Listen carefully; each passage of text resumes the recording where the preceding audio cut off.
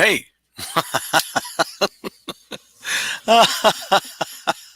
Hi, how's it going? Welcome to Hammer Away. It's Thursday night. It's 7 o'clock. And Geno and I are having just a little bit of a technical difficulty. I'm going to see if I can work on something with him. He had mentioned earlier today that he was going to be away and that we would probably have to do an audio on his end. So we'll see how that's going to work out. So I've got him. I got some things hooked up. I don't know if we'll be able to get to that. We may have to have Geno back on the show and work on it, but we'll see. We'll see what happens. Anything can happen, right? So we'll keep an eye on it. In the meantime, probably not such a bad. Tonight may be end up being a short show. We'll see what happens. But if you guys have any questions, comments, you want to throw them in over on that side in the chat, and I can answer any questions. I can also give you a little bit of a background, but hold on. Let's try to get him. Hold on just a second. We're going to give it a shot here. I can hear you, but hold on just a second. I'm going to try to get you. I got you on my speakerphone, and we'll see if we can do this. How about now? I think that I'm hoping that's going to be fine. Man, I don't know.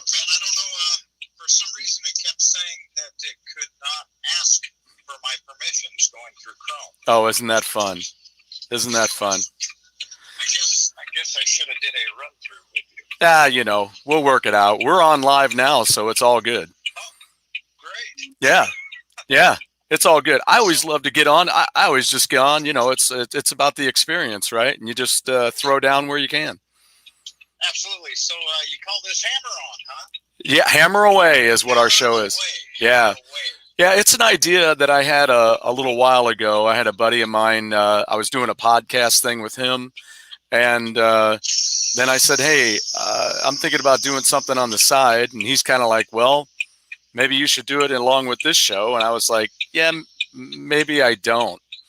But and then that dissolved, and we started Go Game Go I started it with another buddy of mine, and I asked him if I could bring the music side to it with Hammer Away, and he loved the idea. So well, it sounds like a great time. Yeah, I love it. It's been a lot of fun.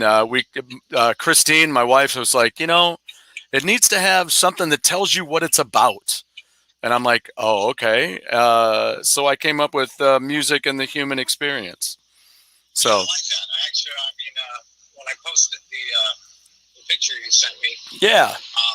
Yeah, totally. I thought that was really cool. The human experience. Awesome. Yeah, because a lot of times musicians or artists that I'm talking to don't necessarily have anything going on.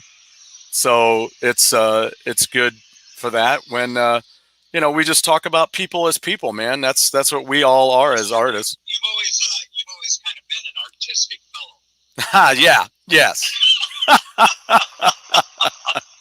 Oh, I'm very yes. So what we'll do is we're just gonna we just kind of talk about whatever. I've got some questions for you. I always start every show with a lightning round. You are breaking up on me. Oh. Yeah, let me see if I can. I do that in my basement, and this is where this is happening. Well, of course. So that's what happens. And I'm trying to see why this isn't hacking in with my speaker. You should be coming over my speaker, but we may have to. We'll see how this goes, and everything. We'll see if it breaks up too much or not. We'll just call this the dry run through, huh? You got it. That's what we'll do. That's what we do. That's part of the experience. Yep. So what was this is our lightning round. We start off with 5 questions every show. And so what was your first concert? My very first concert was 1978 Van Halen. Wow. Yeah. Where did you see that? That was in Portland, Oregon. And real quick story behind it is that, and I love to tell stories, by the way. Yeah. So we're in Portland, Oregon, of course. I lived in Gladstone, Oregon, and we had about 10 of us that were going. Well, it happened to be on a Friday, somebody could give me a ride, because back then, you slept out in the parking lot. Yep. So I took off walking. My mother had no idea. She thought I was spending the night with one of the guys, and boom, I started walking. I walked 20 miles that night. Wow. Got to the Portland Memorial Coliseum, and place in line, which was actually pretty darn good. Laid down on the pavement, went to sleep.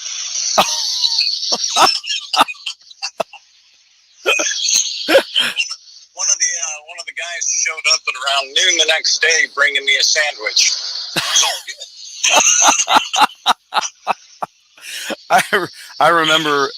I remember my mom dropping me off in Peoria to get tickets for Ozzy. With a bag of Jube gels and a sleeping bag. There you go. It was cold as shit. I'll tell you. Well, man, the concert experience back when we were young, yes, was a completely different thing. I mean, now people buy their seats and their lines, and they don't show up the night before. I mean, it was a whole experience. Yeah. Yeah. And I'll make mention of something about that too here in just a little bit when we're done with our lightning round, because of something I just watched and something that just happened today. Yeah. How about your first? What kind of bass did you have? What was your first bass? My first bass was a knockoff SG. I want to say that it was a Hamer. Really? Yeah, I mean, I was 14 years old, and it was, bought it in a pawn shop for about $200. Wow. That's what I was learning on. And you don't still have it, do you?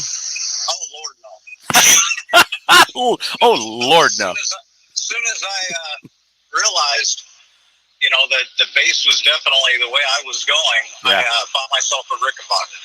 Oh. Yes. That's a dream of mine. That is a dream of mine. They're still beautiful. Yeah, they sure are. That was actually the second bass I ever played. Yeah, I bought a Squire, which I just had on the show recently, and my buddy Guy took me to a jam, and the bass player there had a Rickenbacker. So I was like, oh, I love this Rickenbacker. This sweet, sweet baby. That was very nice. They definitely have a sound all their own. They certainly do. They certainly do. Hey, what was your what was your biggest on-stage mishap? Wow. It was biggest mishap. Wow, it would have been back in the Iron Horse days. We were playing this little tiny club, and I can't even remember the name of it, but I mean, it was little. Yeah. So little, we were set up over in a corner, and there were four of us, and I stepped back too far, and Gaetano Nicolosi was the drummer at the time. Stepped back too far, and I took a tumble directly into the drums. Gaetano, being the professional he was, did not stop playing, even though he was holding his snare in his lap, along with, oh my God. And then somebody, cell phones had just came into being, and someone took a video of that happening, put it online in a, what do you call that, in a loop. Oh, so he kept seeing me fall. It was the most embarrassing thing I've ever had happen. Can I still find that out there? It's probably out there somewhere, but it's probably, back then they were flip phones that were able to take video. So it probably isn't that good. Oh, I hate to say it, but that's beautiful. Yeah, that was probably the biggest one. Oh, shoot. Yeah, we've all had them. I remember trying to jump over just a small monitor and just mistimed it, and I was like, "Oh no, oh no, oh yeah, oh no." Next time we hang out on a phone call or whatnot, I'll tell you about a couple of my friends' mishaps. They're freaking hilarious. Oh, I got a few for you that you can find online too. With Mr. Oh, never mind. Oh, yes. Yeah, we won't talk about it. Hey, Ronnie, if you're listening. Well, here you go. This is where the lightning round gets quirky. Are you ready? I'm ready. All right. If you were a part of a rock fantasy film that was animated and all the characters were animals, what would your character be? A lion. A lion. There you. Yeah, that fits. That totally fits. Well, that's because I'm a Leo. Yeah, perfect. I don't know that I want to be a scorpion, but you know. Right. So here's our last lightning round question. What band would you want to go back in time and be in the studio while they recorded what album? Wow. What band, if I could go back in time, and what album? I would have to say, oh my word, man, there's so many of them. I know. But I'm gonna throw you a curve. I think it would be Queen Killers. Oh, sweet. Yeah. Wow.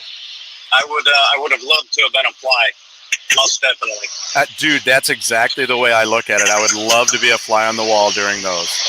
Yeah. Yeah. I was thinking maybe when you were going to throw me for a loop, you were going to say Captain and Tennille or something. Oh, well, we could have went that way. No. I mean, I have a firm respect for those guys, but I mean, you know. Right. You mean like Casey and the Sunshine Band, maybe? Huh? Oh, dude. Yeah. I mean, you can imagine the women that were hanging out at that session. And the porn section. Holy Toledo. Oh, no kidding. No kidding. Well, that's brilliant. Yeah. So today there was, we had a loss. And the, Frank Bonner, who played, why can't I say it now? On WKRP, he passed away. Why can't I even say his name? Herb Tarlick. Yeah, he played salesman to why can't I say it, WKRP for years, and we just lost him. Now he was in his 80s, I believe. I think you're correct. Yeah. You got Lonnie Anderson. Wasn't she happening? Well, you know, my buddy and I have a thing about that. And I think Jeff is going to do Jeff's going to do the Elvis night with us too. But he's always been a Lonnie Anderson guy, and I'm like, no, I'll take Bailey any day. Oh, that's true. That's true. Yeah, and he's a Ginger, and I'm a Marianne. I'm like, nope, I'll take Marianne all day long. I am with you right there. I was a Marianne fan. Yeah. Absolutely. Yeah, so I'm like, oh, dude, not only could we work at the same radio station, he and I could also be lost on the same desert island with these guys, and never have a problem. I've been all right with it. Yep. So, honey, if you're listening to me, I love you. Yeah, right. Hey, you know, my wife was digging on Sean Cassidy back in those days, so it was not a big deal. You know, that's a question I've never asked my wife. Oh, yeah. I'm gonna have to ask her that. Who her childhood crush was. Wow, Yeah. I should know that. Shame on me. Or just walk up to her and say Gilligan or the Skipper. Right.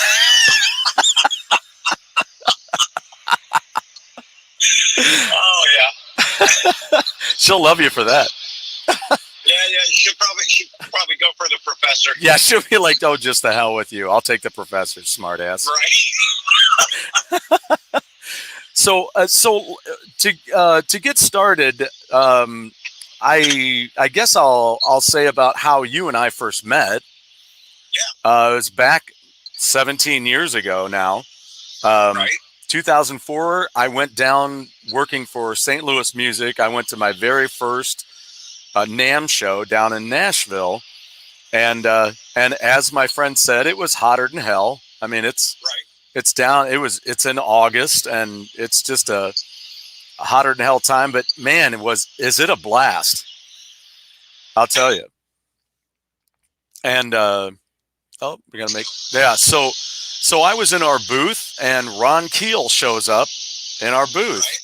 And we get to talking, and he says, yeah, I'm here with my new band, with some of the guys from my new band, Iron Horse. And I'm like, well, that's cool. And you guys showed up the next day together with a copy of the new CD, which was Bring It On. And we got to talking, and you were an Ampeg user, right? I was, yep.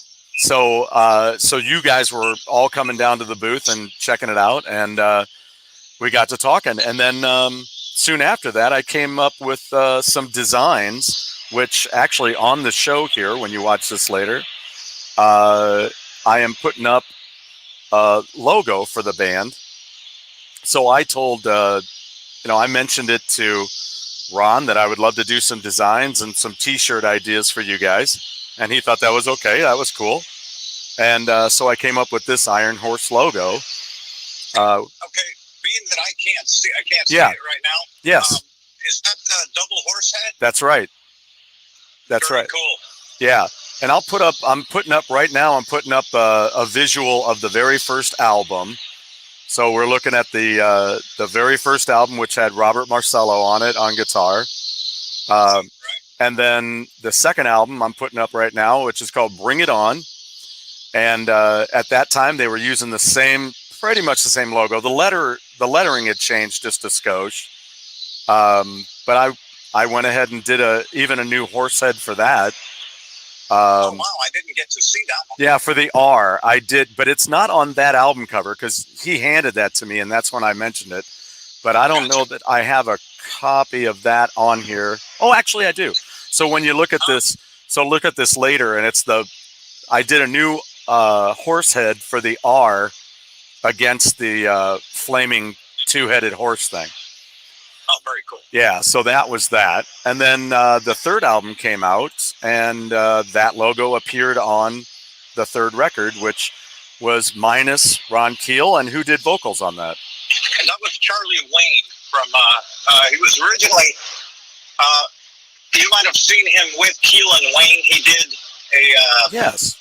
I think, they did an acoustic duo, but he was originally with, I believe, the Bullet Boys, and then with Hawk. Oh, okay. With Jim Gillette, I believe. Yeah. Wow, that's cool. That is very cool. It was a completely different sound. I mean, it was heavier because, of course, Charlie Wayne did more. It was probably more big hair sounding than it was Southern rock with Ron.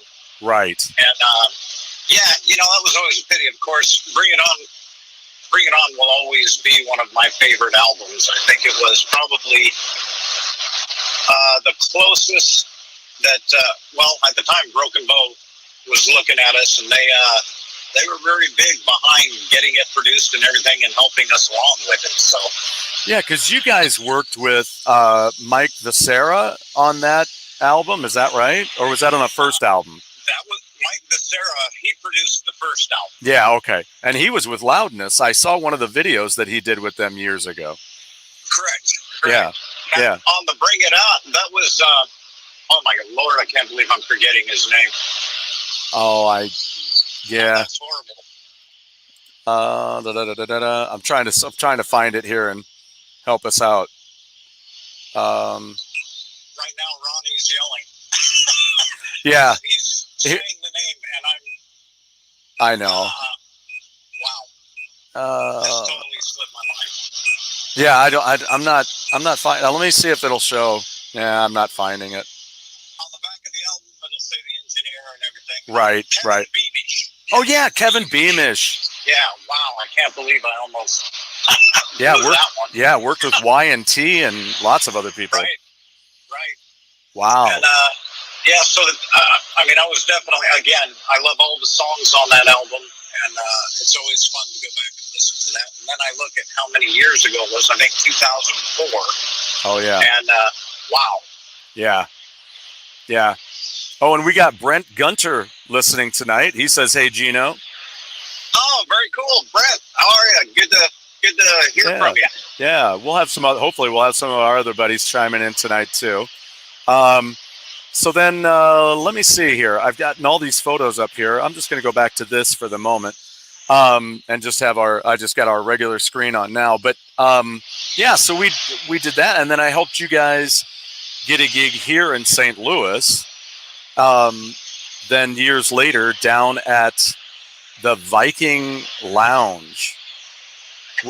How crazy is that? It was the Viking Lounge. We're doing I remember that. And of course, why wouldn't you be there? I know, right? Only so many years later did it completely make sense. And you guys did it. And then I think there was like a Nashville band called Driving Rain that opened up, I think. And our local band Conquest, I think, opened up. Oh, I think there was a local band, Conquest. I think they opened up, and then I think there was a band out of Nashville called Driving Rain. Driving Rain, yep. Yeah. We did a few shows with them actually. Yeah, I remember them. Yeah. So that was pretty cool. I think I'm trying to think of the next time that I saw you, because it's been a while. Oh, years. But the next thing that you were instrumental with. And I'm going to put this up on the screen. I'm jumping around a little bit. We'll get back to some of these things. But the next thing you were instrumental in working with me graphically was this Keel album when the Streets of Rock and Roll came out back in, 10 years ago, right? Actually, I think, let's see. Yeah, we got together in 2009. Oh, okay. So was it 2010? Yeah, I'm thinking 2010. Got it. And then you did the tour in 2011. Yeah. Yes, got it. So yeah, 11 years ago. Wow. So I was hoping to have done the album cover, but I just didn't have time in the schedule. And then you and I were talking one day on the phone, and you're like, and I said, you know what the CD face has to be? It's got to be a manhole cover. And you're like, well, yeah. And I said, yeah, I had an idea for that. And you're like, well, why don't you tell Ron? Right, absolutely. Because I thought, well, this would be great. I can help out. And sure enough, he was like, how much do you want to charge me? And I told him how much. And he goes, why are we still talking? There you go. So I thank you again for doing that, mentioning that. And now I've got that piece of history with Keel. That's all you, man. You're fantastic. You're a graphic artist. Well, thank you. I appreciate it. And what I love now is being that the Streets of Rock and Roll was just released, limited edition of vinyls. Yes. I'm loving that they use that for the center of the album. I am very honored about that. That was so cool.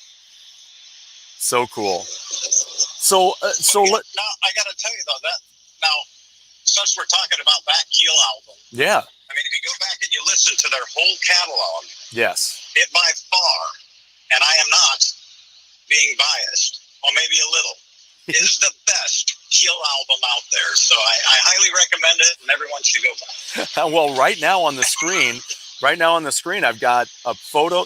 The photo that you're in. So there's Geno right in the middle. Everybody's looking at there, and then the Keel logo. That might even be the Keel logo that I updated.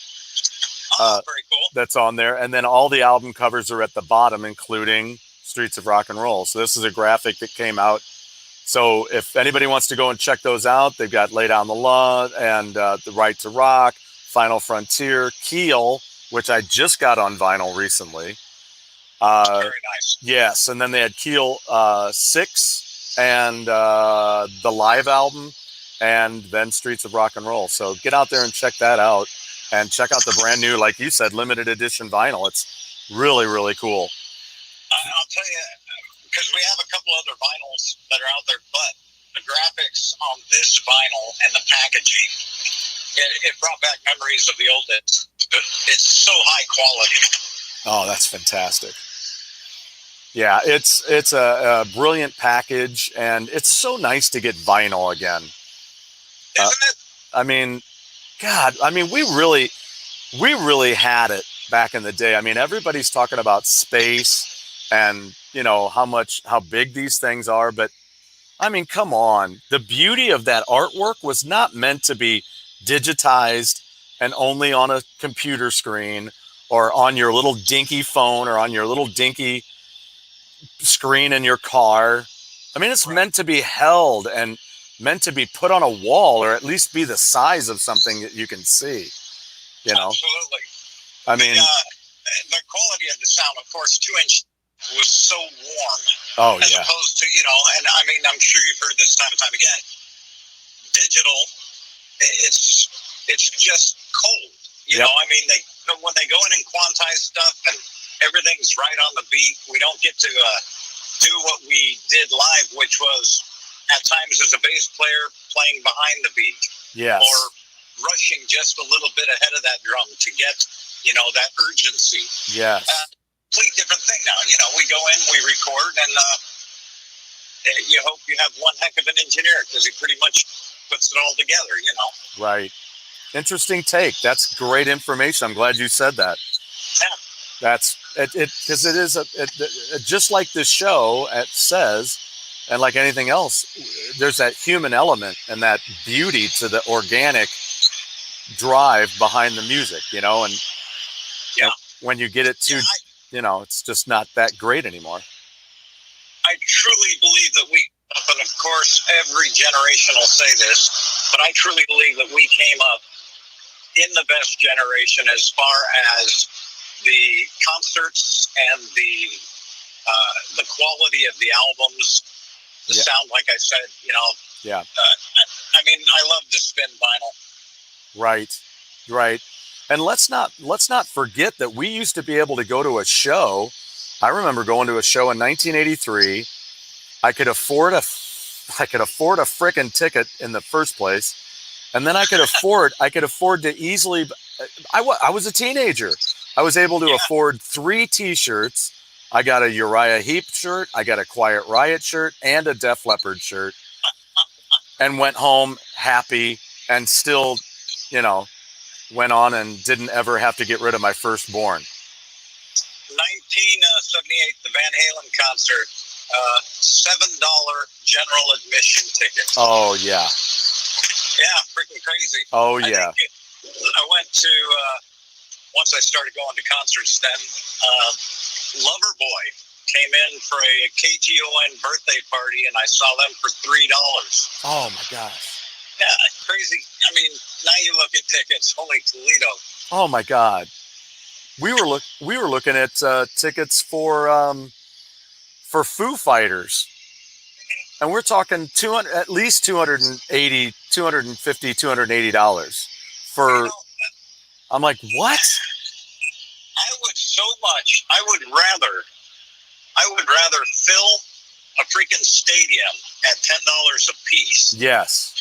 Than put people through what they've got to do to get tickets. I mean, it's just, and I understand. It's not like the artist gets a cut of ticket sales anymore, Right.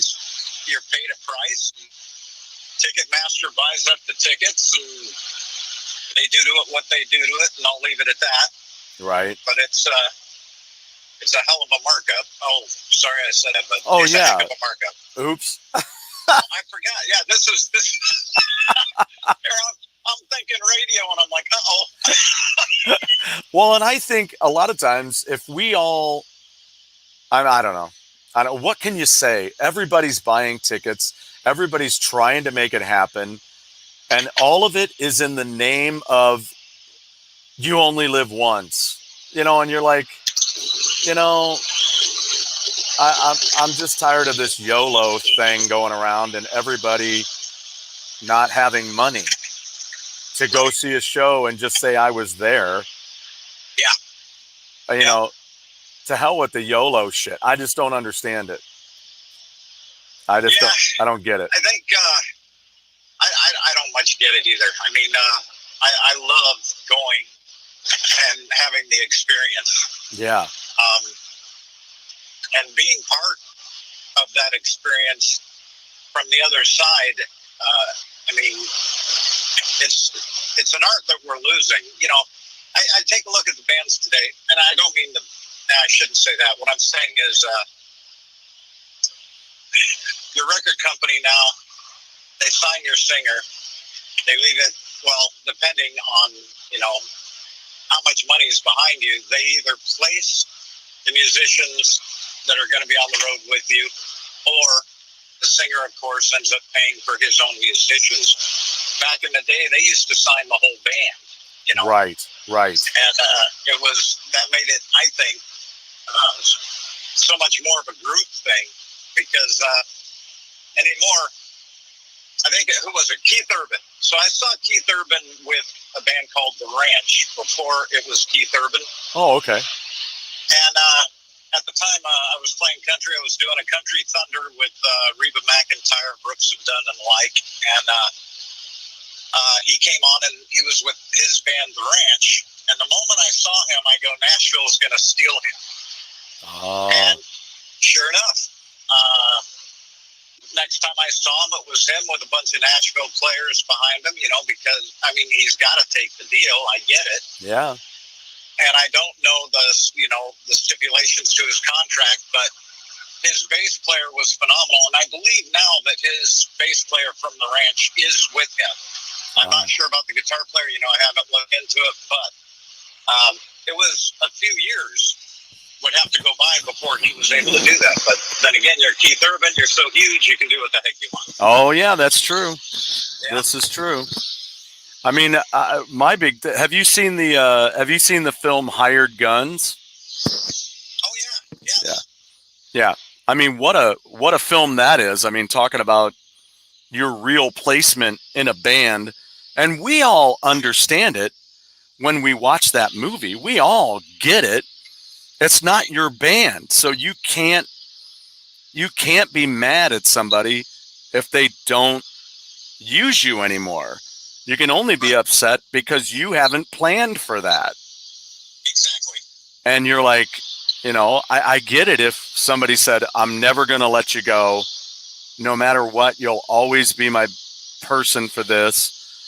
But still, there's no guarantee, because they don't, at some point, the way the music industry has been, they don't own it either. Look at Y&T. I mean, you know, I lost you again. Look at Y&T. I mean, you know, when you come up with, when you have people being replaced, like Leonard Hayes got replaced by Jimmy DeGrasso, and then, you know, and then Joey gets replaced by Steph Burns, and you're like, it's not really the band saying it; it's the record company.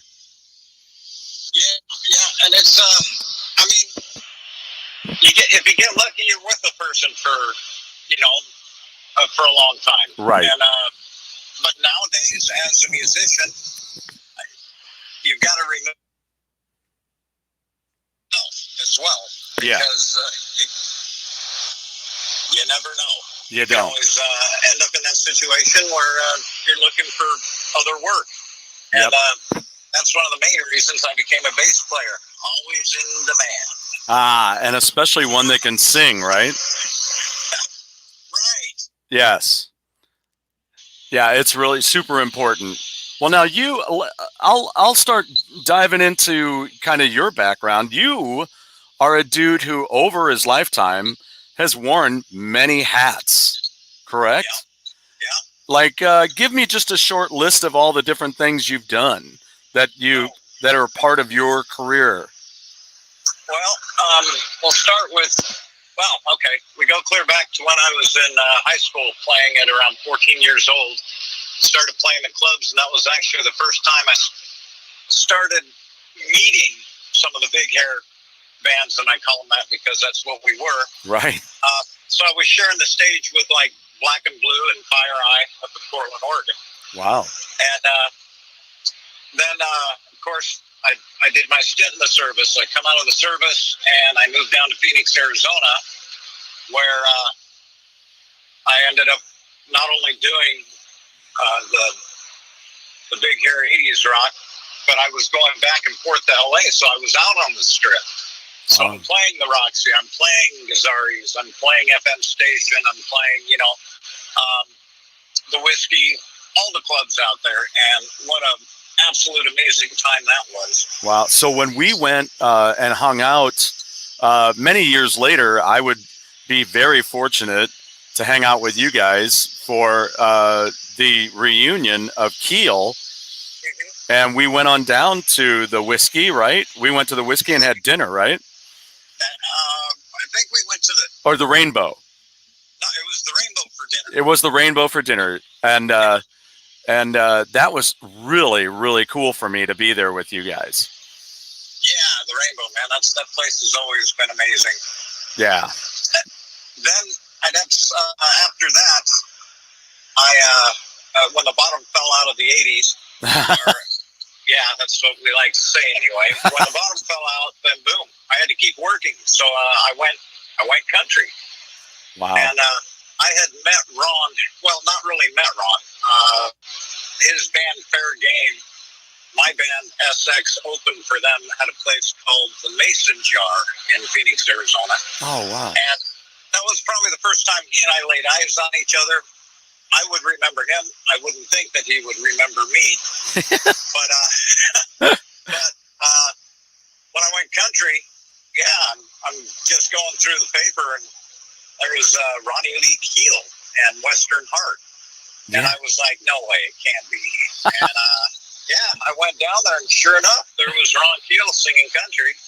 Wow. And he came down off the stage and came up to me, and he goes, "You play bass?"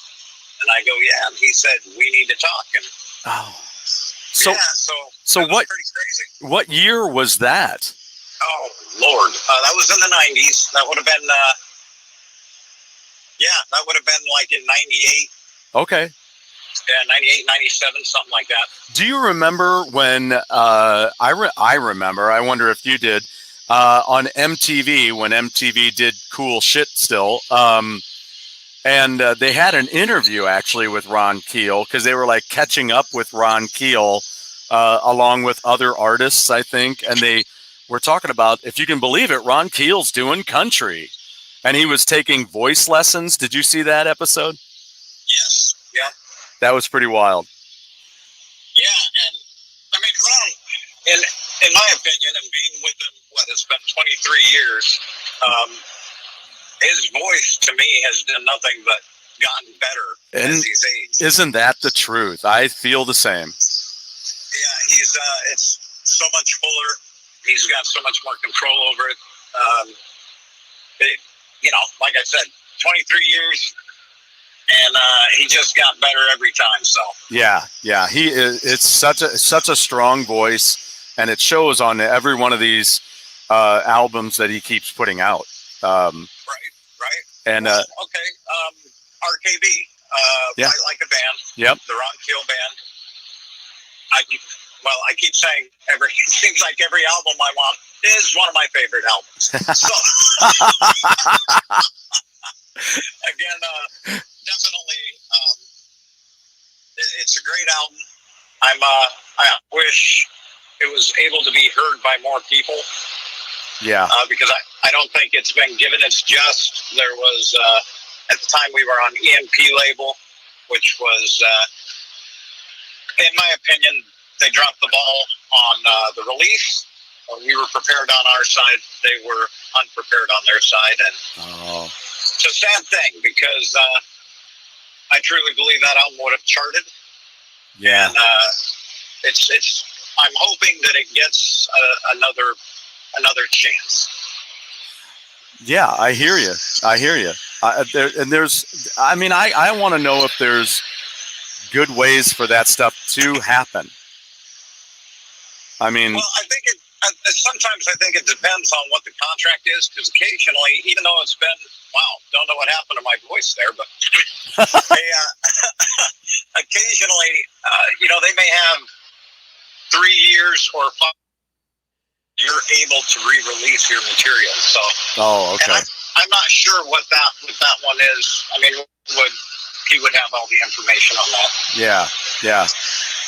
Well, and we've talked recently about just how industrious Ron Keel is, and all the different things that he's done over the recent years. Yeah.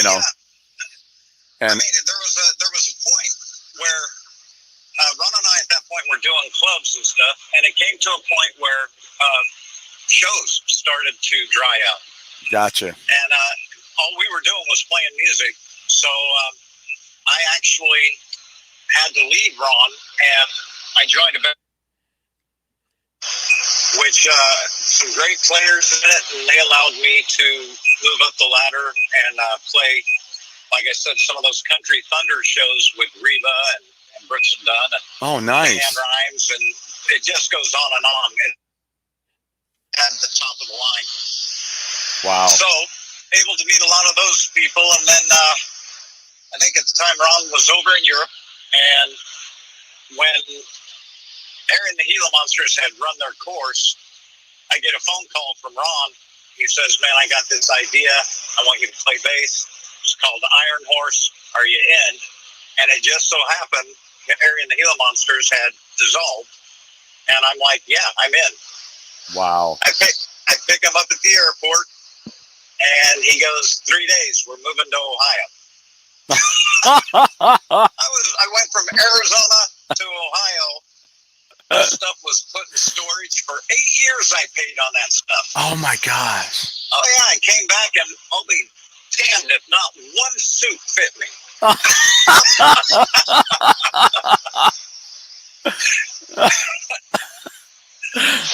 They must have shrunk. Yeah, they had to have.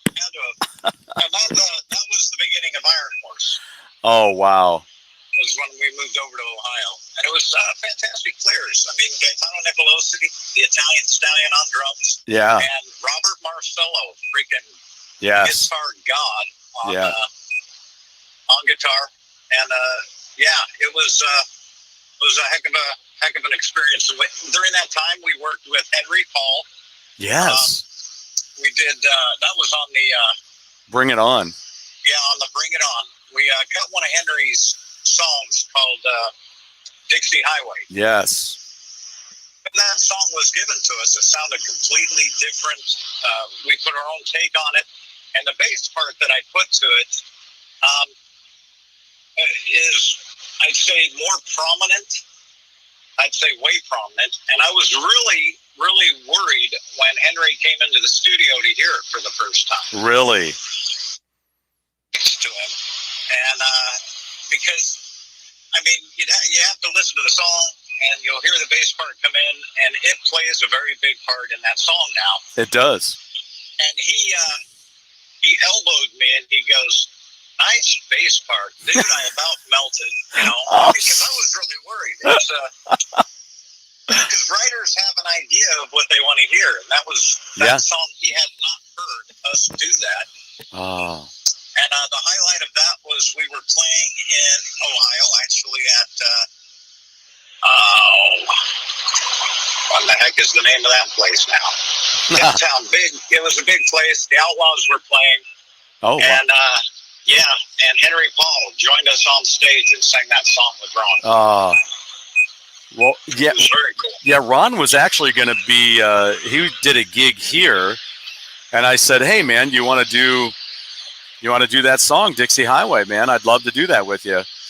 And it just didn't end up happening. We never had a chance to talk about it too much, but I was practicing your bass line. I was like, all right, here we go. Yeah, it was always that was definitely one of the favorites on that. Yeah, it's a great song. It's a great song. In fact, I had a chance to talk with Henry not long ago.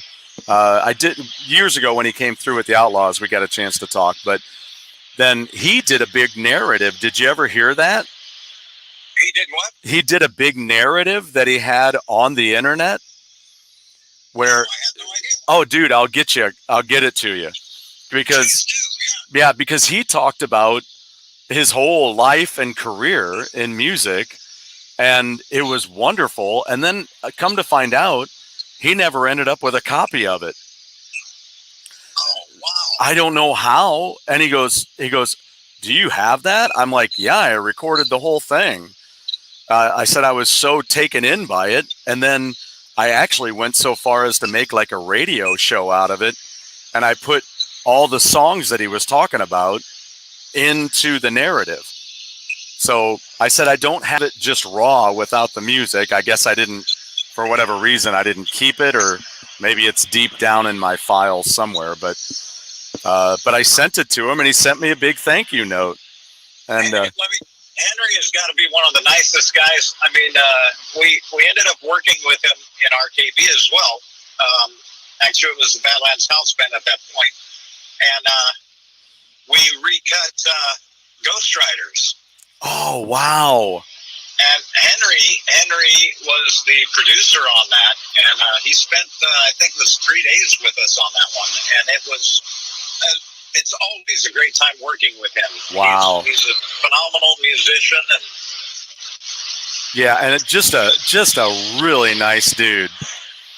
Yes, I mean, absolutely. Well, I wish I this always pushes me to tell you a little nugget that's in that narrative, and I will not, because it'll be perfect for one of your road trips to listen to it.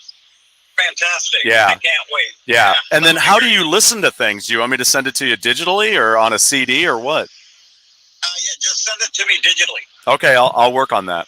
I'll just download it to the computer. Yeah, you'll flip out, man. You will flip out. It is so it is so great. And he said, thanks a lot. This will come in handy whenever I write my book. There you go.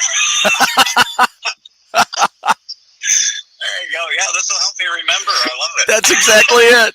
That's exactly it. But it got lost in the mail somewhere. He was like, he couldn't find it. And I was like, well, I'll send it again. I don't have a problem with that, And before I sent it again, he got back to me and he goes, no, I found it. I got it. So that's awesome. Yeah. Awesome. So that's fantastic. And then, so what branch, just real quick to jump back, which branch of the military were you in? I was Navy. I was a quartermaster. Oh. That's a navigator. Yeah, and how long did you do that? I was in for the 4 years. 4 years. I spent two Westpacks. I was on the USS LaSalle, which was one of the only white ships in the Navy. And I was on the USS Kansas City, which was an oiler. Oh, I got you. Now, on that, I ended up getting 2 letters of commendation from 2 separate admirals for keeping up ship's morale, because on each one of those, I started a ship's band. See, I was going to ask, what's my other question? I'm like, did you have a chance to mix that in still? Did you have a bass with you, or? It's and you being a musician, you'll know this. Yeah. There is no getting away from it. No. I mean, no.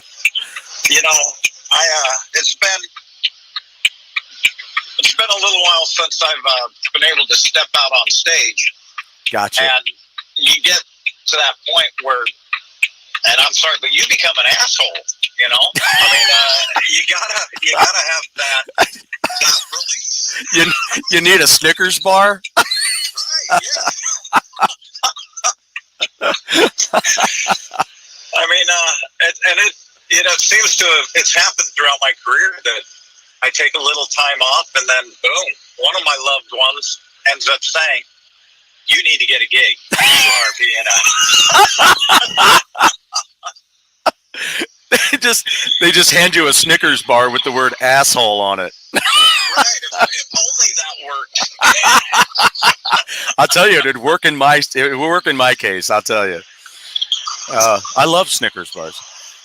Oh, I do too. They're one of my favorites. Well, when was the last time that you performed since, and I want to keep on with the military thing, but just real quick, what was the last gig you played? The last gig I played was actually with RKB. That would have been, let's see, what was our last gig? Evening Crafts, I'm probably working on definitely over a year ago. Wow. Now, see, okay, as you know, I'm no longer with RKB. That is correct. Yeah, that's good to let everybody know. However, where do you stand with Keel? Oh, Keel, I'm still the bass player for Keel. Yeah, there you go. Yeah, absolutely. Okay. And hopefully, I'm hoping that and I can't say nothing, but hopefully we'll have something coming up in the fall.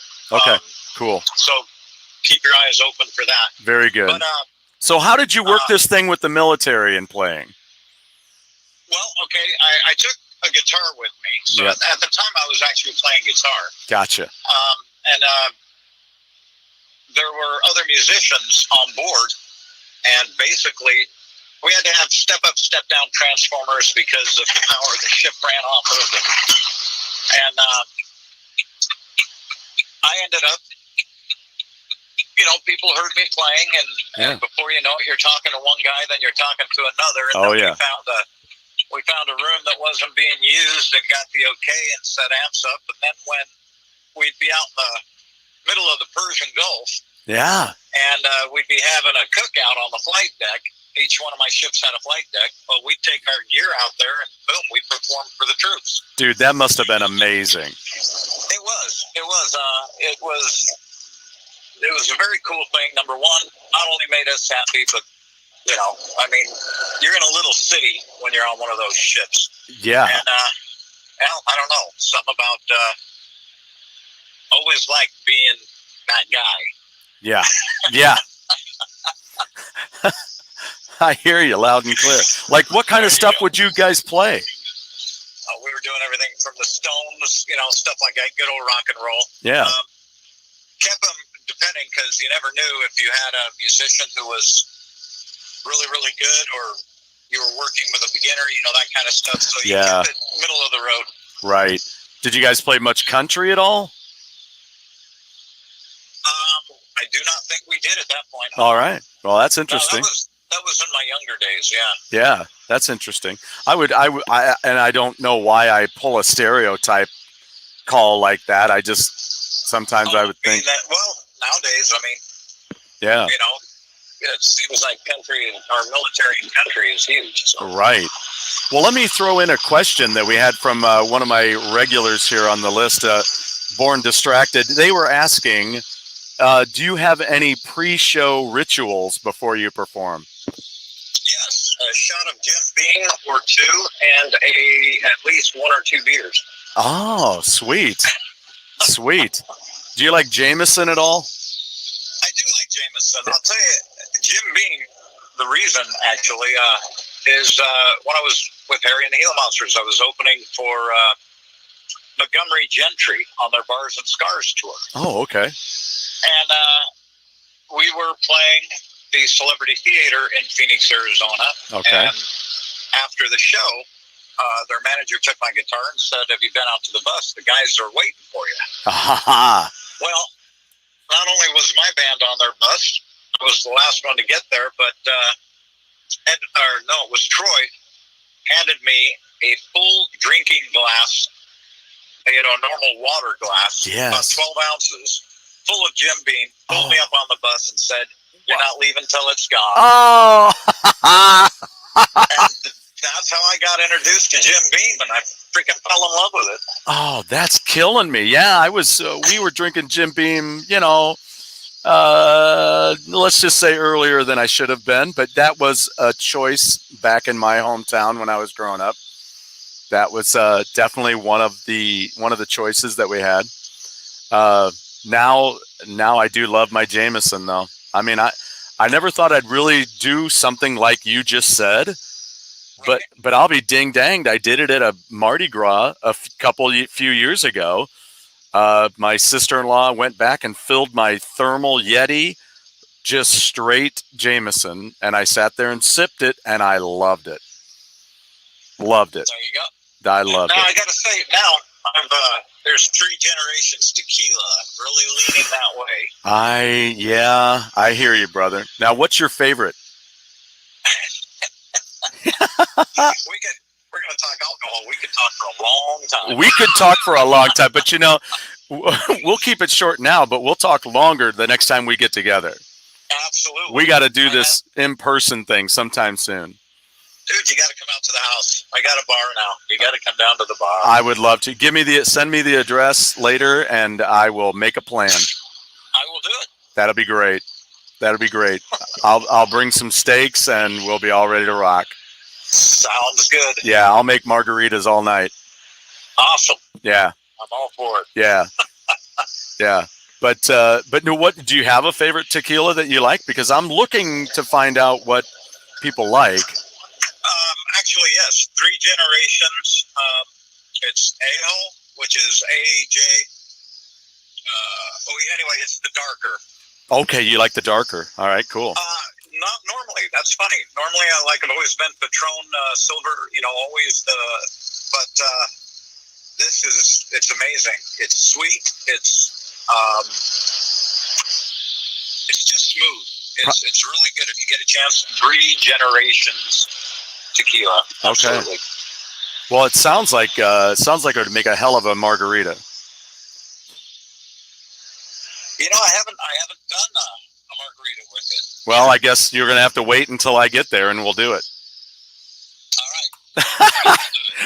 We've got a plan, and I love it when a plan comes together. I do too. Oh man. Well, then let me ask you this too. Now that we've talked about a few different aspects here that I had in my questions, let me ask you this as a personal thing. When you play, how would you describe what you bring to a performance as a bass player? Well, okay, definitely energy. I'm not one to just sit or stand back in a corner. Yep. I definitely I like a show. So I like being able there to be choreography and knowing where you're supposed to be at what point, yes, on the stage. And I am a guy that likes to really engage with the crowd. Yeah, we are a lot alike in that way. Yeah, I got to rock, man. I don't care if I'm playing country or if I'm playing rock. I got to rock. Yes. Yes, absolutely. And that was another thing that I can mention about hanging out with you guys. Right before we went to the Rainbow, we had rehearsal with the band, with Keel, and I was very fortunate to be hanging out there and actually got up on the rehearsal stage and jammed out some Grand Funk with you guys. Oh, yeah. Yeah, it was a lot of fun. I got it on video somewhere. I'll dig it up and I'll put it on the show one night, and I'll ask Ron if that's cool to do and see if we can get it up there. So anymore, there are so many memories. I wish I would have had it all on tape because there's so many times somebody will tell me a story and then boom, I'm like, oh yeah. I know. There's so many times that friends of ours, it means something different to them, whether they witnessed it, or because of something that they enjoy in their life. It means so much to them that they retain it. I've got a buddy of mine who's a fantastic guitar player I would love to introduce you to someday, named Marty Craven. He plays up in the Chicago area, and he tells me things all the time from our childhood, and I'm like, dude, and I'm always honest. I'm always like, dude, I don't remember that, but you know what? I'm glad you had a good time, and I'm glad I was there. I mean, I'm glad it meant something to you, and that was an awesome time for you. Yeah, that's very cool. Yeah, it happens quite often, and I know I've been jumping around on stories and stuff, but I've got a story that you like sports, right? Yeah, I like sports. I was just talking to my friend about it today. I'm like, I'm not the guy that goes, oh yeah, that was back in 1986, or I'm not that way. But I enjoy sports. I love playing sports. I just don't know a ton about them. But I mean, I love watching baseball, watching football, watching basketball. But I'm just not an aficionado like I am with music. I am going to tell you from a fan's point of view, yeah, the best sports story ever. Okay. I'm telling you, and it's me as the fan. Back in, again, I was in Phoenix, Arizona. I was a huge Phoenix Suns fan. Oh yeah. This was back when Charles Barkley and Danny Manning and Dan Marley, they were all, it was either the Suns or the Bulls. Yes. And well, it always ended up the Bulls, which really sucks. So be it. But I had this, I still have it. I have this Charles Barkley rookie card that is in 4-inch plexiglass. Wow. And, I happened to run into his masseuse. Wow. And I knew that his masseuse was going to be going to his place, and so I asked her if she would take my card to him and have him sign it. Well, at first she would not. You know, she doesn't do that kind of thing. Correct. And that's all good. Right. Well, I kept on her. And kept on her. And finally, she goes, all right, I'll take it. So she takes this there, and I'll be darned if Chuck didn't, and I can call him that now. Yeah. Chuck took the thing apart with his own hands, left his fingerprints on the inside. Oh, wow. Signed the card, and boom, she brought it back to me. Wow. Well, 3 days later, my phone rings, and I hear this, is this Geno? And I'm like, yeah, who's this? He goes, it's Chuck. I go, Chuck? Chuck. He goes, Chuck Barkley. Oh. And I am like, okay, someone's really pulling a good one on me here. There's no way. Well, I go, well, hello, you know, and he goes, what are you doing tonight? No. I go, I'm free. He goes, well, we're getting together having some drinks down at Marley's. Would you like to come down? And I'm beside myself now. I'm like, oh my God, this is awesome. I go, can I bring my sister? And he's like, well, yeah. So boom, I get down to Marley's, of course, early. And I'm beginning to think, man, somebody's really putting me on. They're getting me good, because here I am sitting here at Marley's. And boom, this limousine pulls in, and a bunch of these guys are rushed upstairs. And I'm thinking, well, this will tell the tale. And right. I walk to the bottom there where they got it roped off, and I go, hi, I'm Geno Arce. And the guy goes, just a minute, runs upstairs, comes back down, and opens the rope. Oh. So my sister and I go upstairs, and sure enough, there is Chuck Barkley, and nicest freaking guy. And I cannot say, because there were things that were said that I can't put out there, because Chuck said them to me, and yes, I'm not putting them out there. Yeah, exactly. But let's just say there were things he liked about the game. And the night goes on, and we're just up, you know, having drinks and just talking with other people. And yeah, I get a tap on my shoulder, and he goes, hey, I got someone I want you to meet. I turn around, Michael Jordan. Oh no, are you kidding me? I am serious as a heart attack. Got to meet both of them.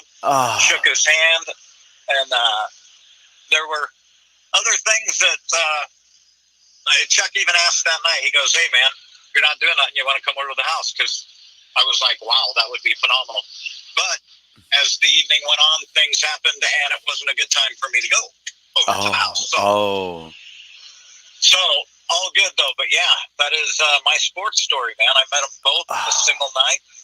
Dude, that's incredible. See, that's what this show is all about. That's what this show's about. Oh, that's brilliant. There's nothing like those moments, I'll tell you. I mean, I'll throw a few your way when we get together. And I mean, you know, if another one of those pops into your head, let me know. You more than happy to listen. Yeah, it's, you know, and I never get tired of telling stories. Are you kidding? No, I don't either. I'm the same. It's like, you know, it's just crazy. And the times that you get, like you taking your sister, the times that you get to share those with somebody is incredible. Right. You know, it's not necessarily all just about you. You're like, well, this is cool because I'm into it, but I get to share it with this person too. And that just makes it even better. You know, sharing two, I was very fortunate to share 2 episodes with Sammy Hagar with my sister-in-law. Very cool. Yeah. And she's what I call a redhead. So, yeah, and I'll tell you about those later. I think I probably already mentioned them on the show a million times. And this is about you, not me. No, dude, but I'm all good with listening to stories. Oh yeah. Well, we'll definitely do that over some tequila or some whatever we choose. Now, what kind of things did you get into entertainment wise as you were growing up? I mean, for me it was movies, television, video games, comic books. What were and then definitely within the music, there were certain areas that really pushed me forward. What was it for you? Well, like I said, music came into my life probably at about the age 13 or 14. Before that, wow, as a kid, I was really into building models. And when I say models, it used to be military tanks and that kind of stuff. Yeah. World War II. Yeah. And I used to go as far as taking my army men. You'd buy a whole packet of them blue ones. I was just looking at them on Amazon. Oh, no shit. No shit. I was just looking at them on Amazon. Oh, that's crazy. And I would literally take model paint, and I would paint half of them. Half would be the Japanese, half would be the Americans. Wow. Or, a number of them would be German, and I would actually paint their uniforms and their faces and everything. Do you still do stuff like that at all? I haven't done it in years. Oh, I haven't done it in years. But now that I've got grandchildren. Whoa, geez, just gave my age away. Yeah, see what you do? See? Yeah, I've got grandchildren, and maybe I'll teach them a little bit of it. Yeah. Wow, that's really incredible. Get into it. That's incredible. Wow. And then, so you loved to, so you carried that. Right. You did love doing those. My brother got into that, and we all kind of got into doing the models too, a little bit too. And I used to do horror models, of the old Universal monsters. Right. I used to do those with one of my neighbors too. That was cool. What about music? What was some of your favorite influences when you were growing up? Well, Elvis was definitely one.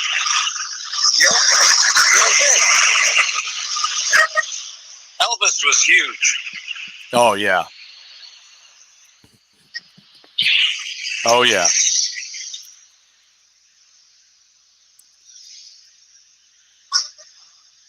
When did you kind of get into Elvis? What was going on with Elvis when you got into him?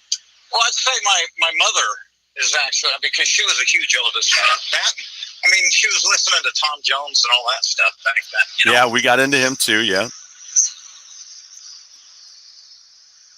And I was way young then. I was probably, 8 or 9 when I started listening to Elvis. Oh, yeah. It was not until I didn't even get to go see him. I never got to see him live, and Gotcha. that really blew. Because there was actually a point, he was playing Portland, Oregon, and my mother was going, and so we wanted to go, but of course they couldn't take the children, or they said they could. Yeah, right.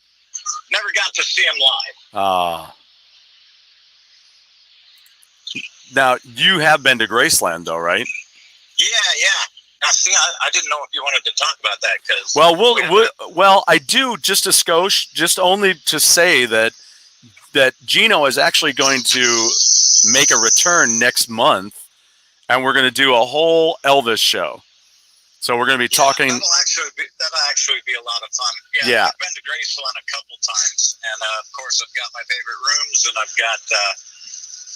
little trivia on some of it. Yeah. And there's some stories about some other friends of mine, such as, you know who Chris Isaac is? Oh, yeah. Yeah, I'll save this story for perfect when we do that one. Yeah. Marshall Yadovich, his guitar player, and I have some Elvis stories and some happenings that happened that they'll go real good with that episode. Oh yeah, that's perfect. So yeah, join us next month. You'll see it out there. I'm going to be posting all kinds of stuff for the upcoming shows, and that's going to be one of them. And that's going to be a blast. That's going to be me, Geno, and Jeff will be on the show that night, and just having a blast. I'm going to check with another friend and see if I do remember her being a big Elvis fan, because I'd love to have her on the show again too. There you go. So I'm going to be checking with Katie, and we may have a foursome. So Dude, that would be a ton of fun. Yeah. So that should be cool. Well, that's cool. Who else was really big when you were coming up, even as far as like that you played when you started playing? You know, I mean, you mentioned Queen earlier, and well, of course, Black Sabbath, Judas Priest. Oh yeah, Van Halen. Yes. I mean, the Scorpions. Blackout. Yes. Yes. This was stuff that, as a young band, AC/DC, we were putting together and playing the clubs. Yeah. And you were a big Kiss fan like myself? I was. This is funny. I was a Kiss fan, but it took me a little while. Really? Yeah. This is Kiss was not my first go-to. I mean, again, my first concert was Van Halen, and it's really hard to shake. Well, that. So yeah. I wasn't. Let's just say I hadn't heard a lot of Kiss. I mean, I'd heard them on the radio, but it wasn't something that I dove into until after I found out that Gene Simmons, of course, was associated with Van Halen. And the next thing I'm in with Kiss. Yeah. Sometimes I show it on the show. I've got the first Kiss comic book on my wall, because it is not in great shape. It's abused, but it's still, the inside's perfectly fine. Oh, Stuart, I'm losing you, man. Oh, the inside's perfectly fine, but the outside's a little rough. But I got that in New Jersey back when it came out. Can you catch me now? Can you hear me now? Now I can. Okay, good. Yeah, so we went out to Jersey. I've told the story on here a couple of times, I think, and I went to Jersey, and in a mall in New Jersey, they. You've got the full album still and everything. Well, yeah, but this is like the comic book. Remember when the first comic book came out? I've lost you. Yeah, I hate that. It's so weird how it does that. It's fine for the longest time, and then it takes a crap. Is this better? Anything? Hello? All right, you got me? Yeah, so we took a trip out to the East Coast, and we went to New Jersey, and they had a mall there that had a Marvel comics store in it. And I bought the comic book there. Oh, gotcha. So you bought the comic book. Okay, Yeah. I got you. And the cover isn't very bad. It's not in great shape, but the inside's perfectly fine. But, it was a comic book for me. It wasn't a collectible at the time. So, but she's still in pretty good shape. I got it framed on the wall. But yeah, Kiss was a thing for me, man. It was a huge thing for me. And then, yeah, I'm sorry, man. no, that's okay. I get it. Yeah, we might be we may wrap it up here pretty quick. But what I really want to know, what I really would love to have you tell me is, I think mainly because you've had this great working relationship with Ron Keel. How would you wrap up, and is there, all right, here, let's do this to wrap up. How about this? Okay. Do you have a couple of really good stories that are cool to tell, whether they're just funny quips, and what is it that Ron Keel, what's a way you can sum up your relationship, and what he's meant for your career and the years that you've known him? Okay. Ron and I are family. He is my brother. I am his brother. I mean, 23 years working together. It's been, well, as he would say, it's been one hell of a ride. Yeah. And we're not done yet. I mean, like I said, we've got some Keel stuff hopefully coming up here, and I'm sure that there'll be other projects that he's doing that I'm going to do some work on. And the only reason I can say that is because I know. Yeah, right. So, I mean, I chose to move to Alabama because with COVID and everything. Yeah. I mean, I had been keeping my wife away from her children, and it was time to get back to the kids. I'm not, you never know. I may be popping in at one of their shows and hop on up with RKV. I mean, they're family too. Yep. But working with Ron, I mean, over those 23 years, he has opened so many doors for me. Oh, great. I would definitely say he took my name and put it to a point where I can, if I want to get in with a Class A band, I can do so. They've heard of me. They know who I am. I've got a number of works that they're able to listen to. True, right. If they want to see me live or on video, Jiminy Christ, it's on. I'm all over YouTube and stuff. So right. So in that aspect, he definitely forwarded my career. But the whole thing is he is such a workaholic, and me seeing that was something that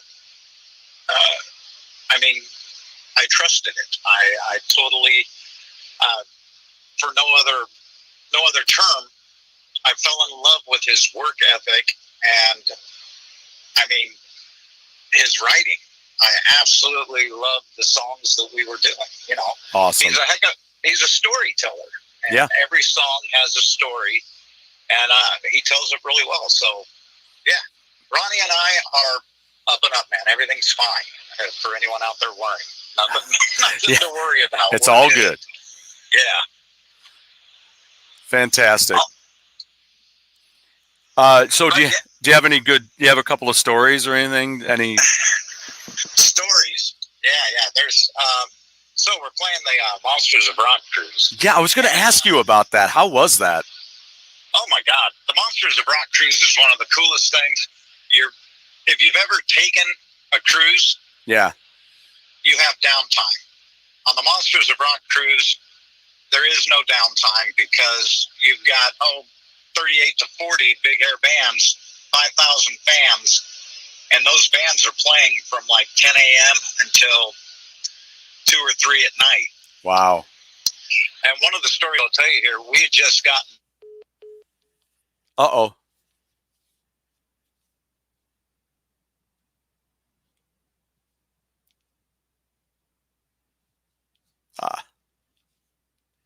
Here we go. We're coming back. Hold on. Okay, go ahead. Hi. Wow, you disappeared. I know. All of a sudden it goes boop, boop, boop, right as you're starting your story. I was like, oh. Okay, we just got, I think, I don't remember which year. It might have been the second one that we did. And we had just got done playing in the big room. And we came up to a bar. And there were a number of musicians there. There was Dave Manichetti and Y&T, of course. And there was... I still want to... I would love to meet him one day. I want to say that there were a couple from Night Ranger. Yeah. And then Saxon. Wow. And we're all just, shooting the shit and drinking and having a good time. And this guy is standing next to me with this camera. It's a movie camera. And he goes to my ear. He goes, "Do you understand what's happening here?" And I looked at him and I go, yeah, a bunch of musicians are talking music and having a few drinks. He goes, "This would have never happened back in the day." Oh, yeah. And, you think about it, back in the day, sure enough, when you were on the, literally, like Ron says, the streets of rock. Oh, shit. Oh, I keep losing him. Let's try this again, shall we? He'll call me back, I'm sure. I don't know why. It keeps losing. It's so weird. All right. Hello? Hello, hello, hello. Oh, come on now. Let's try this again. We're going to get it. We're going to get this story. Hold on. We'll get it. In the meantime, this is a hoot. This is great. Hang on, folks. Monsters of Rock stories are coming. Hold on. Oh, this is great. Oh, man. Oh, this is fun. All right, hang tight, hang tight, hang tight. We got this.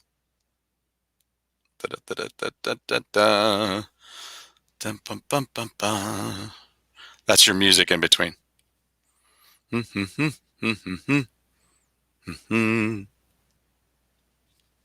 See if I can get it.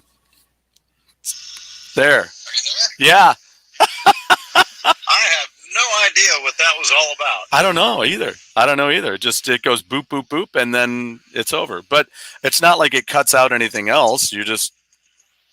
So you're all good. We'll just keep rolling.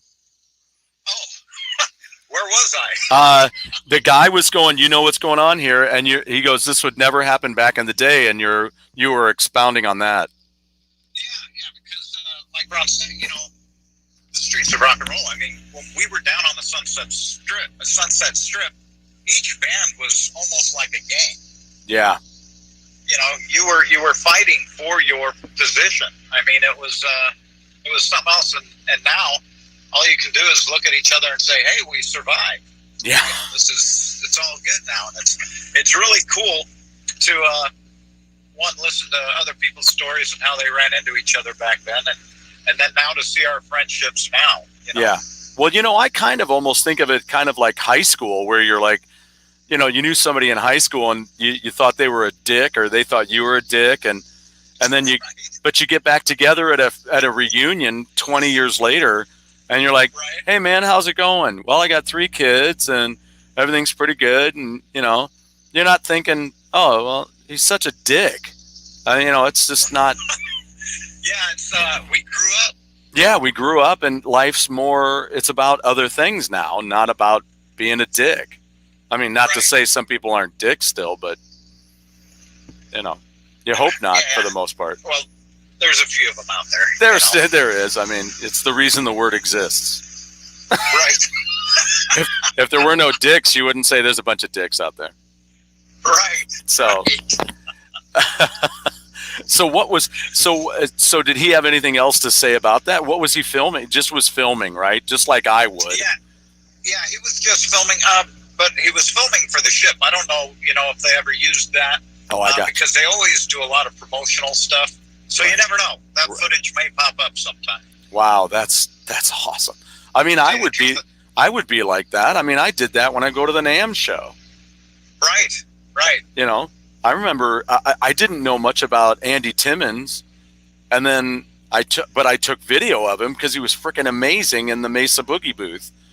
Sure.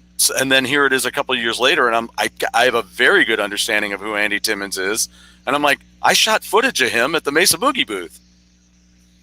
It's just kind of weird when you get back to things, and you're like, oh, that's who that guy was, or whatever. Yeah. But yeah, so you've enjoyed those cruises, and every time. Not only are you making seeing old friends and stuff like that, but the people that are there to see you, the fans, and that you make actually lifelong friendships. I've got people that I met as fans that literally will travel together now. They'll forever be, I guess, family now, because they'll come out to the house, we'll fly to their place or something like that, Wow. And you end up building lifelong friendships. Yeah. I highly recommend them. I don't know that they're going to do them anymore. That's my question. I was like, well, do I still have a chance to do that or not? And I know that they're doing that. What is it? Rock in the Mountains. Oh, okay. Instead of a cruise, they're doing that this year, and that was all of the bands that were signed up for 2020. I don't know if in 2022 or 2023 if they'll do a cruise or not. Okay. I mean, I can't imagine what the restrictions are right now. And yeah. When you're on a cruise, it's especially that kind of cruise, man. It's no holds bar, man. Yeah. Did you ever run into any, not you personally necessarily, but did you run into any situations where you're like, oh, that didn't go well, or not, between a couple of bands or with anything that was going on those cruises at all? No. Good. That's cool. Never, especially with bands. No, I don't even That's really cool. Yeah, it's a huge, like I said, it becomes a huge family. I will tell you one incident. I went into the VIP lounge. Yeah. And I was going to get a beer. And Michael Sweet walked up to me and shook my hand. And we were talking. And I had a few to drink. And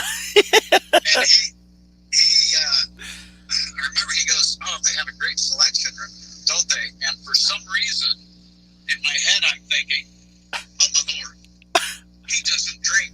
I'm standing here with a beer, right?" No, wait. So I look down at my hand very slowly, and he goes, "Oh, no, man, I'm drinking wine over here. No, it's cool." So I guess, the look on my face must have been... Oh, that's great.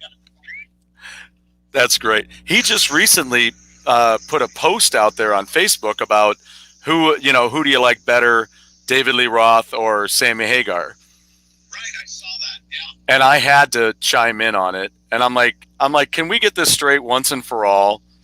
It's apples and oranges, people. I mean, no disrespect, but let's just get it down to brass tacks. It's apples and oranges. You can't compare the two. Yeah, because they both did amazing things in Van Halen. Amazing, yeah. And why? How the hell else do you get Sammy Hagar involved when David Lee Roth leaves, unless David Lee Roth has done his job and made this one of the biggest bands in the world? Oh yeah, totally. David Lee Roth stuff, absolutely love it. But I also love the Sammy stuff, man. Sammy, right? I don't think Sammy ever sounded so good, right? And they both did a great job on their solo careers. I mean, right? There's albums that we really like of Sammy's, and there's some that were okay. And David Lee Roth had some amazing records, and there were some that were okay. Right. Sammy has had a further career as a singer, and so, when you had Sammy, it was a different era of Van Halen, but still amazing. They were packing arenas all over the world, and having hit songs on the radio, and Sammy was able to sing when he got on stage. Right. Right. And David Lee Roth did amazing things when they first started to get him through those first 5 albums. Absolutely. So I'm like, let's just get that straight, people. It's just apples and oranges. Nobody's better than anybody else. And I don't see how you can choose one. I mean, no, I can't either. And that, I just get a kick out of how people get so adamant about it over the years, and they're like, "Oh, Sammy sucks." You're like, "Hey, Sammy doesn't suck.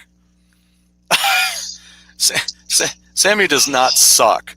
And David Lee Roth does not suck for everybody who thinks David Lee Roth sucks." And you're like... And Michael Anthony is probably one of the most underrated bass players out there. Thank you. Yes. Yeah.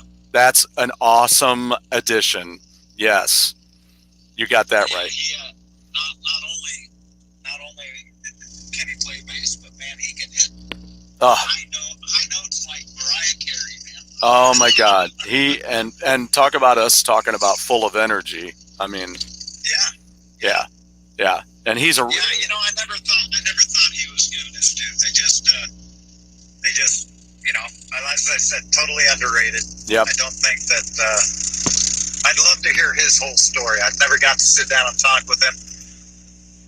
Absolutely. I missed actually meeting Eddie. Eddie came into the studio when we were recording Streets of Rock and Roll, and I had left. Oh. It was, and he came in with Mark Ferrari, I guess. And, wow. Yeah, I missed meeting him. Oh. It just really blows. Wow. Now, one of my favorite stories to tell people that I just found out about, and I do not know how to say this. There's one of our guests that just popped in, and it's I don't even know how to say it. Pretomedly, and says Geno is so cool. What? You can't read the name? No, you'll see it later when you watch the show. Okay. But it's Pretom, so Pretom, and then it's Adlee. I don't know. It's kind of cool.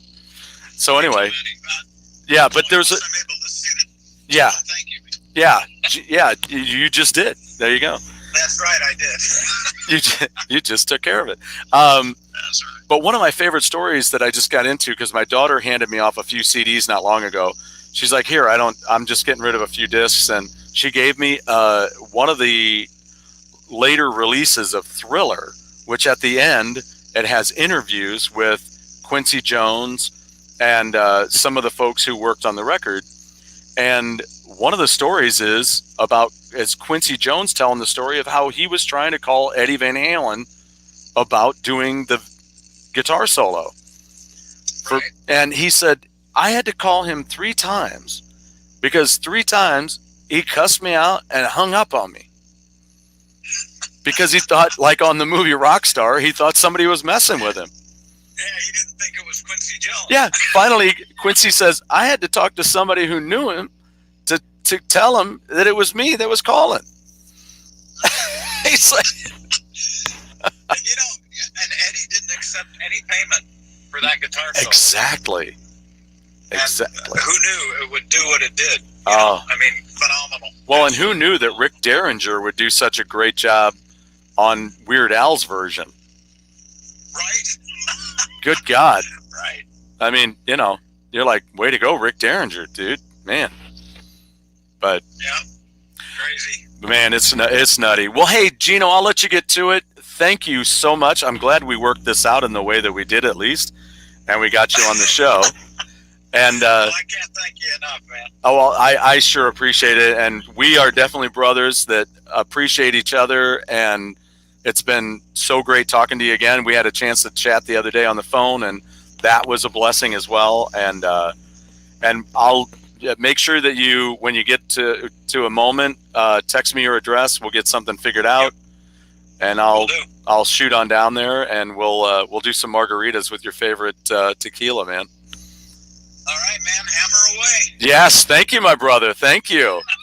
Yeah, I got to get some of you guests to go ahead and start making some of those recordings for me. I'll have to do that, and have to get those done. But in the meantime, dude, travel safe, and then I'll keep in touch, and you keep hammering away, man, and we'll talk to you soon. All right, Stuart. Take care, man.